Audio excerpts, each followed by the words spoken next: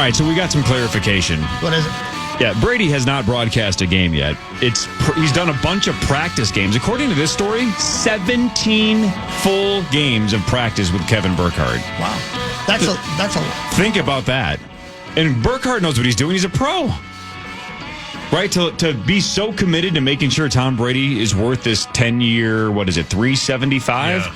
Something, what? Yeah, it's like something like $37.5 million a year. I think that's the number. Some guys have it all. How about the commitment out of Burkhardt, though, to be like, I got to do whatever it is to make sure that this kills it immediately. Yeah. So, man, there's a lot of stories saying he's done 17 practice games with Brady to be ready for the debut on Sunday. One of my friends said USFL. Is that true? USFL what? That's where he practiced. Oh, man, I have no idea. I think don't know. I would guess what they did is because it's Brady and because it's Burkhardt, I would guess they sat in an unused suite Good that to know. wasn't being And used and just pretended they were broadcasting the game. So I've maybe he was actually at live games, but I've done these practice games before with Fox, and it's done in a studio in Los Angeles, Or it's that. and it's just done. And the thing is, it's kind of a tricky thing because it's very sterile. It's like you're in a studio. You've got a big monitor that is showing the game, and you have all the equipment in front of you that you would have for the game, and then you just call the game, but you just call it into nothing. Right. And there's no vibe. There's no crowd. There's no vibe. There's no crowd. There's no Can't nothing. feel it. And you're just like, and then in the first couple, the producers are in your ear, sort of just giving you like little marks. So like, okay, hey, next drive, try this, or don't do this, or whatever. So they can really like coach you through. So if that's what he did, that's tough, man. Because 17 games in that sterile environment's tough. I mean, if you're actually at a USFL game or something like that or whatever, like it's a lot easier to feel the juice and the vibe. But if you're just in 17 games in a studio, ugh. You like the juice. You know who's feeling the juice right now? The Fargo Flash, right. Justin Conzemius. The Gophers lost a heartbreaker in Week 1 to North Carolina. They host Rhode Island on Saturday at 11 right here on the Fan. Your home for Gopher football. Hi, Flash. Guys, what's up? I actually have a color commentary question for you. Oh. Who is doing the color for the Gopher game and Don't Cheat on Peacock this weekend? Ooh. You are. Who he probably didn't practice 17 times, but our guy Kyle Rudolph. Is he really? Oh, wow. Huh. That's cool. So is it? Do you think it's Kyle's debut? I don't remember him doing color before, but do you know that, Ben? I don't. I don't know. I don't know the background on that. I think he's done a few Big Ten games before. No kidding. I think he has because we had him on like a year or two ago and talked to him about it. I think he's done a few before. Got it. That's crazy. I did not know that. That's cool. Well, go ahead, Kyle. Gophers in Rhode Island. Okay. Yeah, man. Yeah. So Rhode Island, guys, is a bit of a revenge game for our guy Max Brosmer. So don't forget, Max is only one game into his Big Ten career, in his Gopher career, but he was at New Hampshire for the first 4 years of his college days, and he is revenging last year's overtime loss to Rhode Island, where he lost 28-34 in overtime, despite Max Brosmer going 41 of 60 in that game. So it's New Hampshire, Rhode Island. You guys get it. It's FCS. But so, I know PJ doesn't believe in the week 1 to week 2 improvements. I think it's usually a good barometer in terms of where you can get your team to. Because obviously last week we saw some disappointments, unfortunately, on offense with the offense line and in Max play. The offense just couldn't find much rhythm. Defensively, we were going up against this All-American running back that looked a little bit like Mo Ibrahim.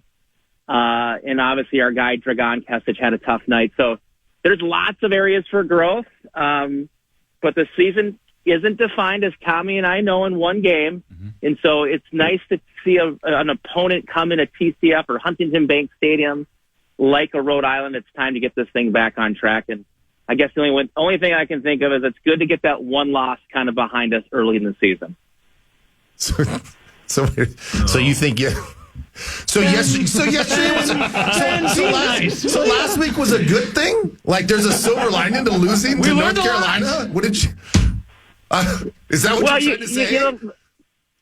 Well, if the loss is going to happen, I'd rather have it happen in week 1 than in week 12, right? Yeah, well said. At least we're still in position to really control our own destiny, even though we are 18th out of 8 teams in the Big Ten. Oh, that's hard to look Yeah. at. So that's the one loss you guys will have this year. Mm-hmm. Yeah. Get it back on track this week. Okay. Tommy, concerns, No, I thoughts? agree. No, I think there was a lot to build off of after that game. I think in the first half, we knew this was going to happen because they had a defensive coordinator we didn't have a lot of film on, right? So we came out a little slow. Offensive line struggled a little bit because we didn't know what schemes they were going to run. We didn't know what slants they were running. We didn't know any blitzes. Going in blind. So we had a slow start. But then in the second half, you really started to see Max kind of, the third quarter was tough. But early in the fourth quarter, he had that 20-yard pass to Daniel Jackson, what was nasty. And I think there's some stuff to build off of. Sure, there was a lot of mistakes, a lot of penalties. That didn't look like us, but I think we got a chance to have a special team still. And there's still a chance for us to get to 8 wins. You say you have a chance to have special absolutely. teams or to have a special team? To have a special team. Because you kind of need both. I know. Okay. I mean, that's going to be Dragon's worst game of the year, worst game of his career, by far. He's an All-American kicker. He'll bounce back. We'll be fine. He's very good. Can I actually give you guys some props? Because your offense, there's nothing positive to talk about. There is. Because that was atrocious. No. That was Benny. There's a lot. But your defense, I will say, your defense, it's pretty legit. Did you watch 4 or 5? Did you watch them? I don't know what number it is. I saw a lot of guys flying around. They looked Flying like around. size, speed, and athleticism, especially like the front seven. They're Dogs. They're pretty impressive. Thank you, they're going to keep you guys in games. Yeah, I agree. You guys are going to be like it's almost like, it looks like Hayden Fry's, Iowa son Junior? Hayden Fry's son's calling your guys' offensive plays and got you guys ready to go. So it might be 6 to 3 games, but your defense at least will give you a chance. Benny. And I think last week's running back is a big time running back. I mean, so Tommy's referring to Cody Lindenberg, and Cody Lindenberg is one of the better tacklers in the Big Ten. And what was tough in that game is, as well as we pursued on defense and we got guys to the ball, I mean, this guy was an absolute beast, and he is. He's a first-team preseason All-American, and even he could break some tackles. So the tough thing last week is we talked about this going into the game. You got to be great on third down. In that third quarter, the defense really had a tough time. You set up, third and roughly makeable situations, and for the game on third down, you're 8 of 16. So that's really where the improvements need to lie. But I think that had a lot to do with just a great running back, and I don't think you're going to see a guy like that the rest of the year. But if you can build off of that, like Ben's saying, I think at times this defense was much improved from a year ago. You just got to be better on third down. Yeah. Tommy, it looks like you're just staring off into space. Well, like, you're heartbroken. It's tough, right? And I was really sad after the loss, but then really taking a deep breath, watching it again, you're like, okay, there's some stuff to build on. And I think the front seven, what you said, that Anthony Smith, a freak, Ja Joyner's a freak, Cody Lindenberg's a freak. So I think our defense will keep us in games. It's just we have to establish the run game, and we only had 78 yards, and that's not how we're going to do it. Like our recipe, we have to stay ahead of the chains, ahead of the clock, because we're not a comeback team at all. Like we have to just dominate up front, and that was to me being a former alignment, and they just did not establish the run game the way I thought we were going to. And I think that has a lot to do with we didn't know what defense we were going to run, but it's an excuse at the end of the day. So I hope we get out this weekend, establish a run game, dominate up front, and I don't know. I think kind of looked like. Did you guys watch Boston College at all? Oh my God, they were good. Did you watch them? Yeah, a little bit. I didn't watch it at all, no. Okay, so Hogs Daddy, legit dominated up front. Like, I haven't seen something like it in a long time. But 3 to 4 yards push, like you'd see in high school type deal against Florida State. And I think if we have something like that, and we have potential to have massive guys. They're big, man. They're big. It's a big offensive line. And there's just, if we can establish up front, if we can establish the run game, I think we got a chance to be a special team. Ben? No, go ahead. What do you got, Paul? Yeah, what do you got there, Saucer? He can't help himself. I just think there should be a better plan of attack than running the ball on Wait. second They and didn't. 9. They didn't know what defense they're going to run. Third Sauce. and 9. I'm being serious. Like, you got to give the kid, like, what's the worst case scenario? They pick it off and they get it at the 20? Sure. But, like, you got to give the kid an opportunity in those situations that they're going to have a ton of this season to throw the ball. And you run it twice on second and 9 and third and 9. And your excuse is, well, I was hoping we would get to the gain like 6 yards and then go for it again. Throw the ball. That's where my thing comes in. You finally have this guy that you think is going to be great, and you handcuff him by continuously handing it off. I'm serious. No, I'm not trying to be a douche like I normally am about this team. Good to know. That's not good. That is not a winning formula. To your point, I agree. I think second and 9, great play call running the ball, but then he gets stuffed, and then it's third down. I agree. You probably should look into the playbook and see maybe we should throw the ball. I 100% agree. I'm with you guys. I think football's become a possessions game. That's why they pay the coaches so much money to make those calls. But I felt that second to last drive when we're going down and we're having a great drive on that third and 9, getting a shot at the end zone. I really thought a touchdown puts that game away because being up more than 3, I didn't see North Carolina being able to march down and score with their backup quarterback in terms of scoring 7. Yes, they could get in the field goal position, and that was vulnerable. Now, despite that, Max Brosmer gets the ball back in his hands. He does some nice things and puts us in position to have that game-winning field goal try. And of course, you can debate where they place the ball, why not in the middle, why in the right hash. Yeah. What Dragon says in practice is, Coach, you can put it anywhere. I'm good. So I love the confidence. And unfortunately, and Tommy was there. It sounds crazy, but when Mac Brown took that timeout, that wind picked up. I'm serious. And that wind, I think, had a little bit more to do with it than you think, because that wind was pushing right across where he missed it. You could feel it. Wait, did you guys just say he's an All-American kicker? He is. God, you're talking about a gust of wind. Jesus Christ. He gets it back on guys, track it got a this week. little breezy out there. I don't think that he can adjust. Mason, your face said this on Barrera last night, and I completely agree with him. He makes one of those 2 field goals, and we win. We're talking about a team that had some struggles, but they got a little future ahead of them. It's it's a foot to the left, and we're talking a whole different tune. But that's how football is, man. So I'm going to guess you're going to pick the Gophers over Rhode Island. Am I right, Fargo? Really quickly here. Rhode Island comes in here. They actually win a big game last week against one of their rivals, Holy Cross. But again, they come into Huntington Bank Stadium.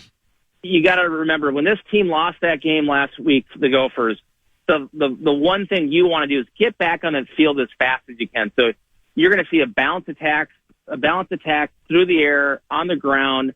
That defense completely shuts down Rhode Island, and you see a Gopher wins 38-3.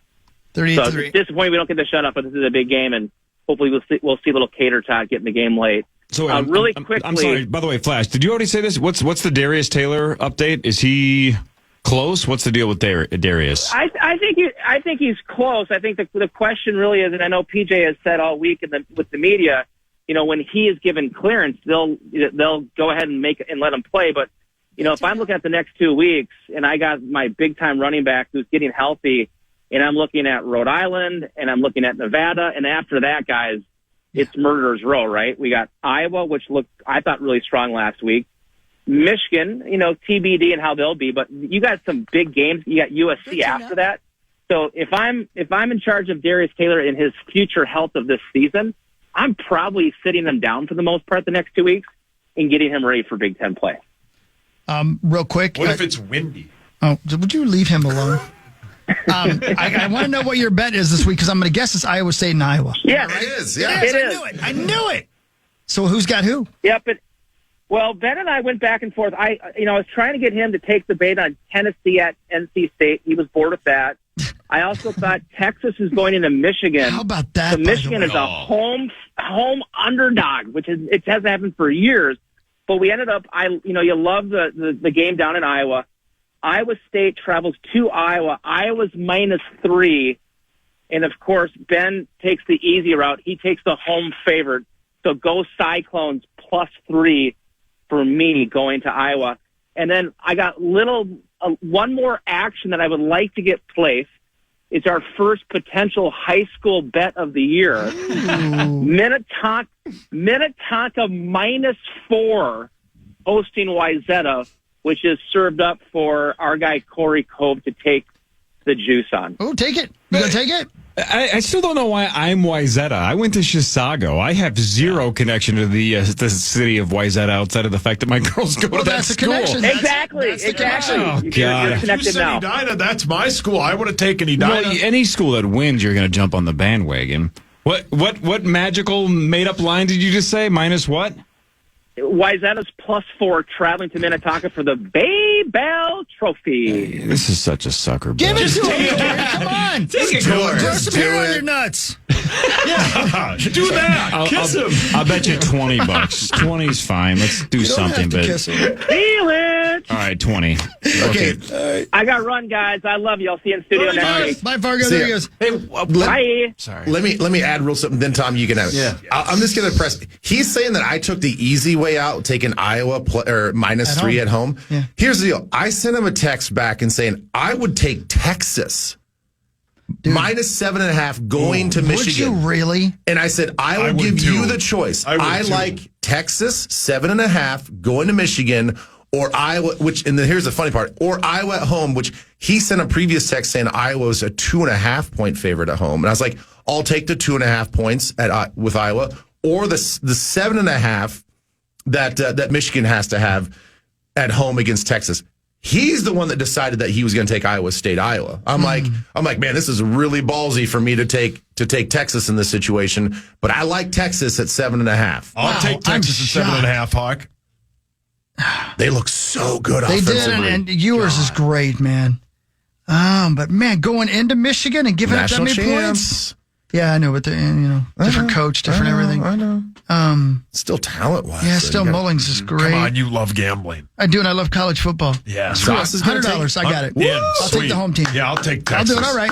I love that. That's an 11 a.m. game on Saturday, the man. best. Is it really? Yeah. It It's is, a dude. Gopher game. I'm You're so not going to watch excited. Gophers in Rhode Island? I'm gonna watch them both. I got 3 TVs. Yeah, you do.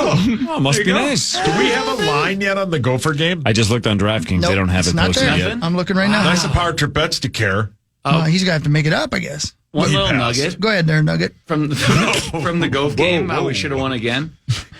We were lined up 1st and 10 from the 19 with 40 seconds to go, but then there was that holding penalty. Yep, Remember the that? holding penalty was tough. Yeah, and then the tough, fumble. guys. We could have easily won that game by 14, 17 points.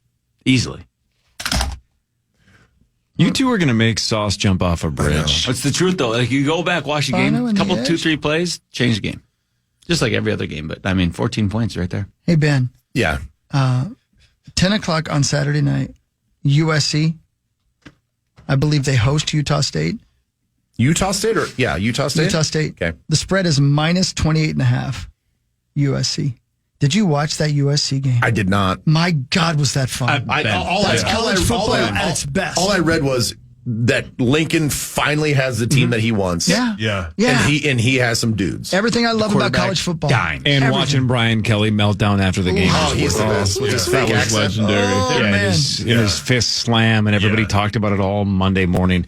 I kind of like that Vegas kickoff bit. I don't know if it's always in Vegas, but Yeah, that is great. LSU and USC in Las Yeah. Vegas, that What was a game. sweet. What a game. 10,000 times better than Raiders Vikings in Vegas last year. Oh, yeah. One of the worst things I've ever sat through in my life. How dare you? God dang it, that was the USC worst game. It wasn't that bad because we got to be there with Hogstead. Yeah, see, we were fine. Yeah. Yeah, USC. I ate a lot of donuts. Yeah, that game was so fun. When we all got back, you guys basically said, we're never going back to Las Vegas, Well, yeah, that had Nevada. nothing to do with the game. That was at Oh, Ryan City God. taking on my money. And we were there for 8 days. Yeah, but that was not the way to go out. That day felt like No, it took 7 days. A loss there would have been great. Then you get like the 7th pick. I like our quarterback the way we got him. Then Look at we that. would have had McCarthy without having to trade up one Yep. spot. This would have been the news brought to you by friends at the St. Paul Saints. By the way, the Saints held the Iowa Cubs to 4 hits during a 2-1 win at CHS Field.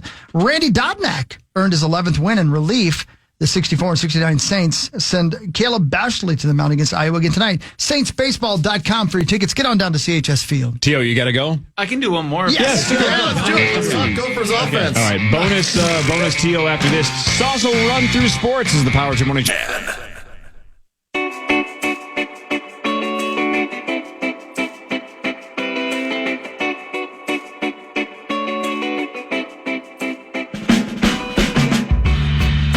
Ben? Yeah. First of all, we're going to New York, man. It's almost here, brother. How exciting, right? Oh, yeah. Where do you guys stay? Do you guys stay downtown or you guys stay on the No, outskirts? we stay over in Jersey. Yeah, we'll stay. I guess the hotel's kind of close to the stadium, which the stadium's in the middle of nowhere. Yeah. So. Hey, Benjamin, can I give you a little food advice? This is not for me because I don't eat like a normal human being, Yeah, I know. correct? Yeah. A lot of my friends that have spent time in New York or have lived in New York have suggested the best possible New York pizza is a pizza called Sabaro. Yeah. Yeah, can you find them? Check it out. I've heard of Lots of locations, or I no? guess there's one in Times Square Okay. and a lot of the malls. Gavin raves about it. He does. Goes on. What Office episode is on that Rolling Stone list? The Dundies. Oh, we're Which- talking about which best is- When they kiss for the television first time? episodes of all time. Technically, sure. Which, honestly, to me, is the real start of the show, which is the first episode of season 2. Yeah. So good. I don't think the first season is super funny. It just kind of sets the tone, but it's a lot like Parks and Rec first season. Right? You're just trying to getting the ball moving. Dundies is the start of The Office, right? And season 2 and 3 are the best 2 seasons anyway. Would you say? I think so. Yeah. If I had to pick one Office episode to be on this list of Rolling Stone's top 100 episodes in the history of television, not just The Office, of course, I would lean towards the one where Ryan brings Michael to speak at his school. That's the same episode where Dwight is convinced that Jim is a vampire. Oh, And those so two good. overlapping is just perfect because Michael's an idiot speaking in front of a bunch of college kids. Oh, yeah. And Dwight truly thinks he's a hero for getting the bad out of the place, but he's also worried that Jim might be a vampire. When he presses play and he starts ripping the It's unbelievable. And he's throwing the candy bars. He's explaining how business works. I think that's the best Office episode of all time, but whatever. It's just my opinion. Isn't that the one where he's like, lots of greats didn't graduate from college, and then he only names basketball players? Tracy McGrady, Kobe Bryant. Genius. Scott's Tots in the wedding Scott's episode Tots, could be yeah. there. That's Scott's what I'm trying Tots, to think of. yeah, that's Is a there top. anything more uncomfortable than that episode? It's a tough watch. That's a tough watch, man. Yeah. That's a tough one. I mean, yeah. Love it though. Yeah. And you know what's becoming for me, what The Office is for you is Ted Lasso. Oh. I'm going through it all again. Love it. Every episode has one point. Well, almost did. There's a couple that are weird. Almost one point in every episode that makes me cry or makes me tear up a little bit. It's so It's good. so heartfelt. It's so good, man. Like last night, I watched the episode. Remember where Football is Life guy kicks the ball and kills the dog? Yeah. Is Yeah. that the opening episode of one Of of the season seasons? 2. Yeah. Yeah. Yeah, I watched that last night, and it's so good. That's when they bring in the psychologist for the first time. Or the psychiatrist for the first time. Man, it's just so many great stories. What a show that show was. And they're bringing it back for a 4th season. Yeah, it's I'm coming excited. back. Yeah. Is it feel good? That's Because weird. I saw a clip of it.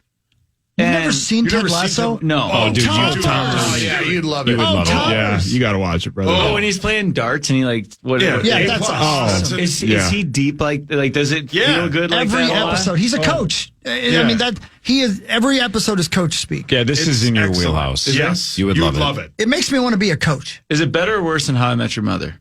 Dude, come on, 10 Thomas. times better. Come on, dude. You almost got to. Max almost called you a bad word. I almost called you a slur. Brilliant. No, but I'm telling you, when's the last time did you guys all actually watch How I Met Your Mother? Or you guys just I've seen a Bottom lot of 3 show. Wow. Okay. Wow. It's I like the bottom Oh part. my God, I'm sorry, we're seeing the Thomas. breakup of a relationship I'm here. sorry. I thought you guys were forever. I'm not joking. I'd put it right next to Thrones as the top show of all Just time. like watching Dear Pam and God. the other guy break up. Oh. What's the guy's name? Jim. Dennis? Jim. Thank you. Dennis. I don't know. It's always sunny. Pam, you could argue worst character arc of all time. Okay. What? What I happened? ended up not The liking worst her. character, Worst character is the arc. Nard I didn't- dog. No, the He worst part is when I she like almost Nard Dog. cheated in the last That's season. tough. That's what that I was like. Major mistake. That was totally unnecessary. Major mistake. That was totally I unnecessary. agree with you, man. I don't know. I don't like her. She We gets lost like Ben. she gets like cocky at the end. We lost Ben. Yeah, I've never seen the show. So, You never seen The Office? I mean, I watch clips and stuff. Wow, dude. Man. What? It's too late. It's too late. We're busy. It's not too late. It is It's absolutely too late. not too It's late. not. No. Car. It's not, dude. Car. It's never too late. Thanks, 3 Days Grace. There's so many shows that I need to catch up on that I don't have the time. Have you finished to catch up on. It's a huge commitment. Oh yeah, I finished Thrones. So that I did like I binged. So good. Like everywhere I was, I had my laptop or my Obsessed. phone. You're obsessed. I'm like, I got to catch up before the next season starts. Right, you tried to time it to catch up before the last season because you wanted to be a part of the phenomenon, which it was. I found like 80 hours of time. To watch all those episodes. Did you watch the new season yet? Any of the new seasons? The 2 House of the Dragon seasons? No, not interested. What? You should be. It's fun. It's almost as good, just as good, probably better. Rosie. I have enough mystical, magical things. Trust me. So you know what? More incest. It's better. I'm turning into a nerd because here's what happened. When I watched Thrones, it was like good to know. Jon Snow this and Daenerys this, and yep, you got Tyrion, and so that's cool. There's the mountain. Whatever. There's some dragons. Night King. Cool. This season of House of the Dragon, I'm just like, who's going to ride Vhagar? And can he defeat Vermithor? And I'm like, I'm dragons, nerds. I'm so curious who gets to ride who and who could kill how many dragons would it take to take out Vhagar? And how are they going to? That sounds terrible. Oh my god, it's super fun. It is so much more about the dragons and Game of Thrones was. Yeah. You know what's weird about that, Ben? And I love it. It's weird because one of the things I like about the new season of Game of Thrones, or whatever it's called, is that I get to go back into that world. Yeah. And I miss it because I loved Game of Thrones so much. Mm-hmm. You know what I mean? So I get to go back home, kind of. Yeah. You know, the thing I didn't like about it Sex! Tommy has complained that there's not enough of that in House of the Dragon. There's not a lot of nudity and there's not a lot of sex. That is true. They did a great job of that with the whole Thrones, because the first season and a half, it's like you didn't know if you just have gratuitous boobs just walk by at all. Like, you just didn't know what was going on in the background. Gratuitous boobs. That was episode 3. That was the name of the episode. Not a lot of that in House of the Dragon. No. Yeah, that's never been. The thing is, like, it's never been my world. Like, that's why I never really got into Harry Potter. It's never been my interest. And the thing that drove me crazy, like, and I really just I tried to watch it, even though there are some annoyances. Game of Thrones is a hard show to watch because they filmed it so dark. Dark, yeah, that is. And it's like, I don't know what's going on. I'm just going to assume that what I need to see, they're going to show me what I need to see. I thought the worlds and the names were confusing. Mm-hmm. I just didn't. I couldn't follow it for like 2 seasons. But I'm like, everybody likes it. I'm just gonna get through it. So the amount of effort it takes to watch the show, I'm like, if House of Dragon or whatever is anything like that, I'm out. It's identical because I'm out. Because. Why do you have to film things at midnight? Well, like everything's at night. There's not much of that. It's not too dark. It's not too dark, no. but there is a lot of. Wait a minute now. Is that her uncle? That's like there's 100%. A lot of. Whoa. Is he? Wait, if she's his uncle. Wait, then that means your too much effort. Niece is the too one. much effort. There's a lot of incest. Fire breathing CGI dragons is not worth it for trying to figure out. Dude, it is. There's a couple of scenes, man. When Vhagar takes off from the woods. And he flies over that army, and you're like, that's so badass, man. And all they're dead. Oh, God. It's so sweet. And the looks at all their faces like, Vhagar's here, we're effed. Yeah, it's the like, best. I don't like the king that much. Right. God dang it. It's so, so much fun. But how invested you said, and you have strategy in your head how they should do it. It's just incredible how much you're in it. You're invested. Yeah, I love it. And It's so especially this is a non-spoiler, but when the end of season 2 happens and a couple of dragons need riders and you're like, Silverwing picked that idiot. You're mad about it. You're mad about it. Because you know he's going to be a problem. He's already a problem. Right. He's going to do something. But you think about his family line, and you think of Game of Thrones, you understand he's going to be a problem. But look at it like this. There were 3 dragons basically in Thrones, and the only one we knew was Drogon or whatever, because you're like, they named a dragon Drogon? That's late. I didn't know the names of the other 2. These 2 seasons of House of the Dragon, it's like, I can name all of the dragons. I didn't care at all during Thrones. Correct. You know what I'm saying, though? They're leaning so much more into the dragon. They took all the sex out and they're putting it into the dragon. I think it's such a good thing that you're married and you're not in the dating scene. Oh yeah, who cares? Because I gave up like a decade ago. The second this ring went on, I gave up. I'm not trying to be cool. I can name all the dragons in the House of Dragons. What do you like to do? It's a phenomenon. I think there's a lot of women into it. So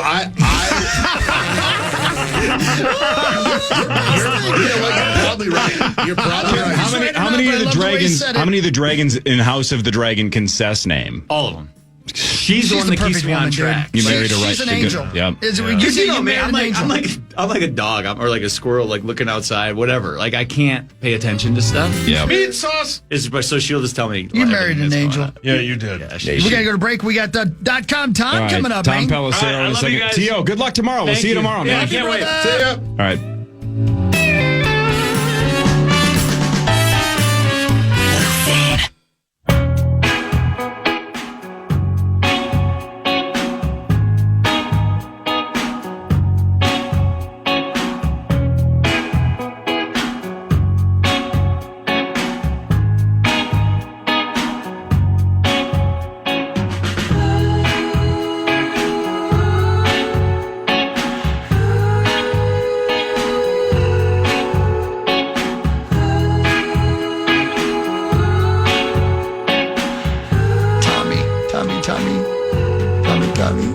It just never ends, man. There's always something with Tommy. Oh, dang. Hey, Hop. Yes, sir. Before we get into TP. Yeah, you want to give him a call real quick? Yeah. So I misspoke. I heard, going back to the trip this weekend, somebody told me just yesterday that we're staying by the stadium. And I'm like, oh, man, there's like nothing out there by the stadium. No, I just looked up. I'm not going to say on air. Yeah, of course. I just looked up the hotel we're staying at. I think it's the same. Okay, good. Were you on that where you'd like basically overlook New York City? Yeah, we're right across from Freedom Tower. Essentially. Yeah. Dude, that's beautiful. Crazy view. Beautiful, Oh my dude. God, it's an unbelievable view. It is such a cool hotel. I think we're at that same area. There's no better place to be on a Saturday night. That whole waterfront right there is just restaurant, bar, and it's a noon game, right? So I mean, we won't have any fun on. No. Yeah, it'll be all business. But what do you get? 6 hours of fun in New York City, something like that, or maybe less. Yeah, I mean, we'll probably get to the hotel around 5:30. Yeah, something like that. Yeah. But just being there, it's so. And if you wanted to get to Manhattan, you get an Uber over there. No big deal. Oh yeah, I don't think we're far from one of the tunnels. Yeah. And so it's where we stayed when I went to see Springsteen that one time. Oh yeah. Yeah. Anyway. Yeah. Thanks to our friends at Bell Bank. Tom Pelissero is our guest. Hi, Tom. It's game day, boys. How about that? Let's go. Let's go. Yeah, we can talk about the NFL and we can talk about the Vikings and, Ravens and Chiefs tonight. But I want to talk first about something I saw on your social media feed and a lot of people saw on TV this week. Your collection of media passes was absolutely insane. If you guys saw the clip, Tom dumped out a bowl of every media pass that he's saved. You must have hundreds of media passes in your office. So a couple funny things about that. One, that was not planned in that segment. We were talking about Tom Brady keeping his game plans, and Mike Garafolo made a reference to another one of our colleagues always keeping his media passes. I'm like, I got that bowl. It's in a cabinet under my set, so I grabbed it. Yeah, I mean, there's probably 500 or so in there, but the really scary part is that's just from like the last 5 years. Wow. There are somewhere boxes of additional ones going all the way back to when I was credentialed sitting next to Sid in the press box working for KFAN in 2003. I mean, you're talking about some real hoarder tendencies. I threw away a lot of other stuff. I threw away media guides and, draft folders and all that type of stuff. But somewhere down the line, there's like got to find a collage artist or something to turn those into something, because right now they're just a big bowl of crap. Impressive. Okay, so I missed this segment. Are you? I didn't see the bowl of them. Do you intentionally keep them in like pristine shape? Like, do you understand? Like, okay, I can't crinkle this because I'm going to save it, because all of my media passes that I put on my your little belt line, I get done with the game and like they're just tattered. Well, most of Tom's look laminated though. He looks like he gets the good ones. Okay. There's a great variance from team to team in terms of what the media pass looks like. The Vikings are still old school. They're like a kind of a thin cardboard or a heavy paper type of thing. But there's some teams that will give you like these heavier plastic ones. So those ones definitely stay in better shape. There are some that are mutilated beyond belief. But I think that's part of the fun of it. It's like if you were in a driving rainstorm in Cleveland and it was 20 degrees, you can't come back with that media pass like in good shape. It's got to look like, the baseball card that you put between the spokes of your bike on a bad weather day. I just sent you guys a picture. I found the media pass for the first game I ever did by myself on the road.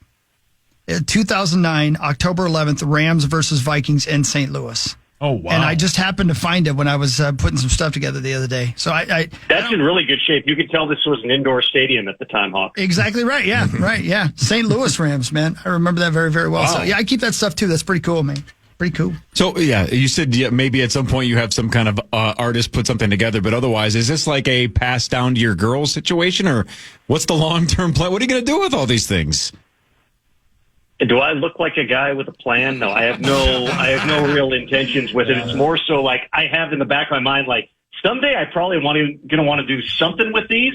For now, they're stacking up in that bowl. And by the way, that bowl is brimming. I'm going to need another one pretty soon. Sauce. Hey, Tom Pelissero, a football question for you. Do you think this is the last and only time the NFL goes to Brazil? I love the formality with which Sauce asks his questions. This is like Barbara Walters, 1985. Well, I So like it's talking. Sauce, Yeah. please present. It's my only good present question. the question. It's my only good question. No, I mean, listen, the international priorities for the NFL are huge because that's where you can grow the game. Obviously, revenue has increased substantially. They've seen great success with the European games that sell out in like 10 minutes.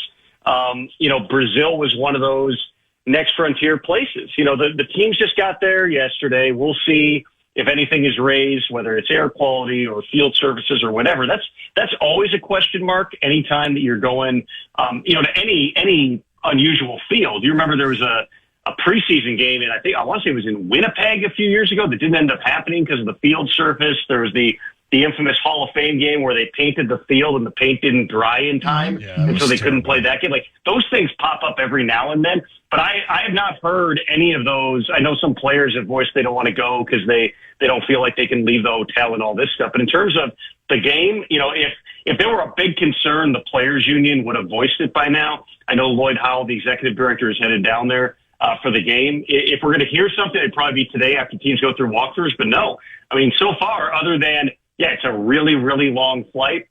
And then you got to come back. The teams get a mini bye after it.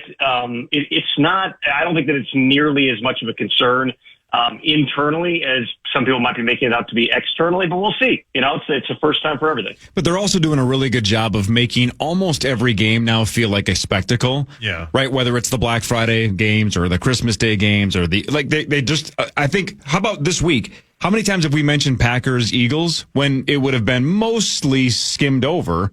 But because it's a standalone Friday game, international, it's just another thing that the NFL gives us to use as talking points for weeks and weeks and weeks.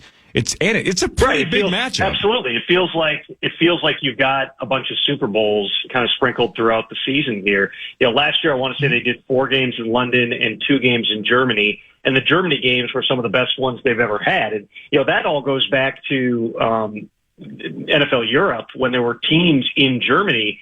And, I remember when I went over covering the Vikings-Steelers game in London back in 2013, and I had all these fans there who were actually in from Germany who would tell me, like, that league in the late 90s, early 2000s, it hit at a time where there's an entire generation of fans that grew up with American football. So now that they're going back and those people are now adults, they're the ones buying tickets, and you're going to see more of this. Listen, the NFL has done a lot of research on playing a game in China. They've done a lot of research on playing a game in Australia. I know there's always discussion about, could they put a team, for instance, in London and have one team there? But really the beauty of the way it's set up right now is every team goes at some point. Every team plays an international game every few years. And now with a 17-game schedule, perhaps in the not-too-distant future to be an 18-game schedule, you've got more inventory where, you could end up in a league where everybody plays an international game every year. We're not there yet. That may not happen in the next decade or so, but it's definitely going to continue to inch forward where you're going to see more and more of these games in these unique sites, just like the NFL's done with moving around the NFL draft as well. The more fans you can touch with the sport, especially in places that are not historically NFL markets, the better off the league is going to be in the long run, trying to build the game globally, just like they're also going to be doing through flag football in the Olympics in 2028. So, Tom, let's talk about the game tonight. Ravens are at the Chiefs, and I don't really want. The question's not about breaking down the game. I think everybody's this storyline for this year is, can the Chiefs three-peat? You know, it seems like they have a lot of the ingredients, obviously.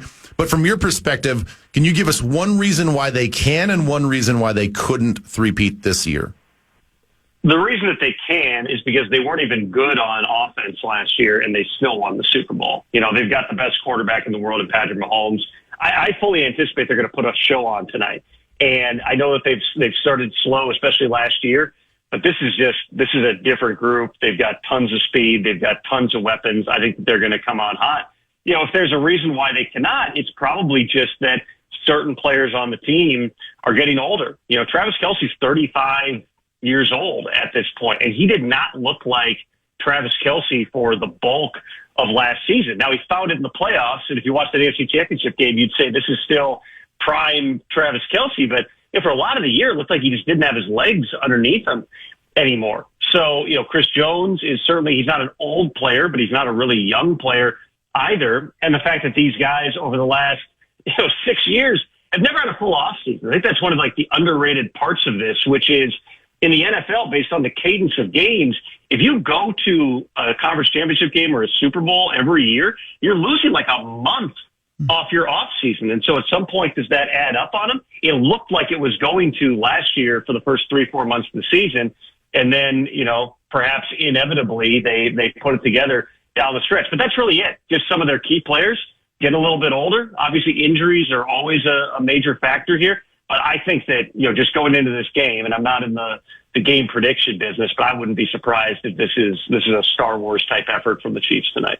Tom, again, Tom Pelissero, thanks to our friends at Bell Bank. Thank you very much, Bell Bank, and thank you, Tom. Tonight we get to see in real game action the new kickoff rules for the first time. Will it be different at all now that we're seeing regular season game? This is the first real test for the dynamic kickoff. And I would say for anybody thinking, based on comments from coaches and various others about, okay, is this going to change? But you can stop holding your breath on that. The NFL sent a memo to clubs this week tweaking minor aspects of the rule. It's stuff like you have to kick the ball off the tee unless it's a declared onside kick. You can tack on penalty yardage instead of re-kicking. But my understanding is there's no substantive changes that are going to happen this season.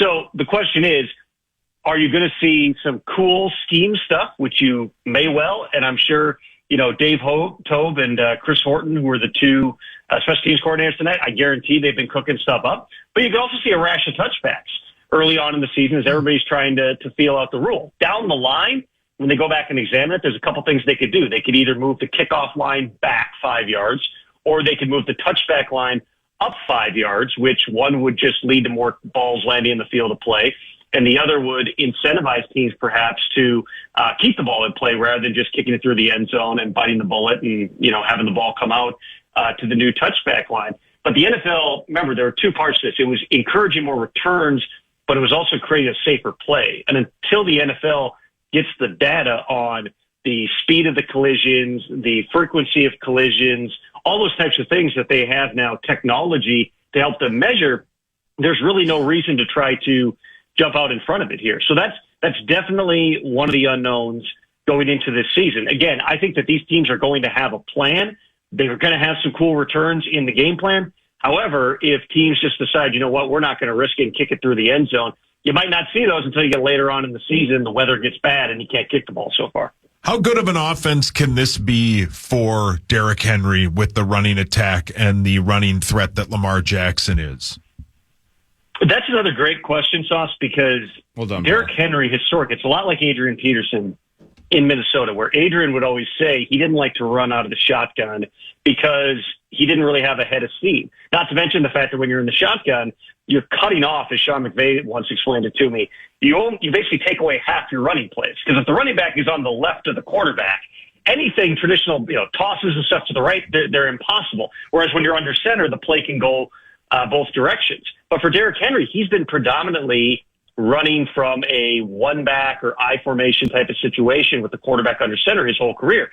Lamar Jackson is in the shotgun or the pistol more than just about any quarterback in the NFL. So how much do they mold what Derrick Henry does to Lamar? How much do they mold their offense to what Derrick Henry historically has done? Those are really the questions, and tonight's going to be the first opportunity since Derrick Henry didn't play in the preseason that we get to see exactly how they're going to use this guy in that offense.